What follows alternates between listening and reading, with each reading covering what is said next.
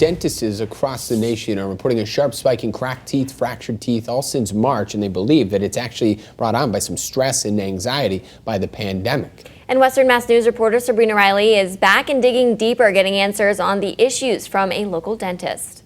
Stress is detrimental to all of us, especially when it comes to our health. Whether it's our physical health, our oral health, or our emotional health, there really is a degree of connectivity between all of those things. With that connectivity comes consequences that manifest themselves in our physical health, a principle that has proven true in the world of dentistry throughout the pandemic, as increased stress, anxiety, and depression have led to an increase in cracked and fractured teeth. Recently, the American Dental Association has given us statistics on a survey they recently did that just finished here in September. They've seen throughout the country a 50% increase in symptoms related to stress. Those symptoms include cracked teeth, fractured teeth, and excessive clenching and grinding, otherwise known as bruxism. It's a condition called bruxism. And if you have bruxism, you may unconsciously clench your teeth. Bruxism seems to be more severe during periods of heightened stress and anxiety. Dr. Vincent Mariano with EMA Dental in East Long Meadow says it's a problem dentists in Western Mass are dealing with. I did a small little survey with local dentists, and they are seeing, as we have been seeing, a significant amount of how do you reduce that stress?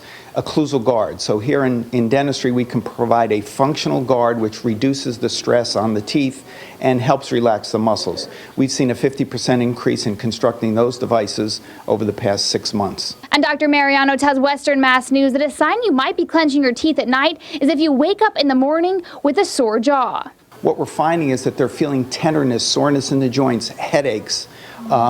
They're having difficulty in challenging when they wake up in the morning, opening their mouth. Those are all signs. But beyond treating these symptoms with mouth guards, Dr. Mariano says the best prevention comes at your annual checkups. We were closed for 3 months, many dental offices throughout the area.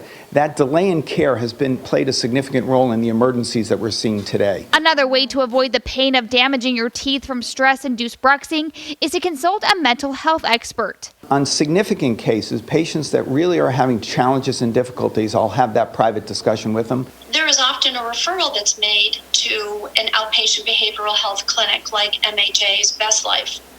So it should be commonplace for a dentist who has patients with bruxism to say, gee, how are you feeling emotionally? Kim Lee with the Mental Health Association in Springfield tells Western Mass News they suggest activities like meditation, yoga, and exercise for anyone who is dealing with bruxism as a result of heightened stress.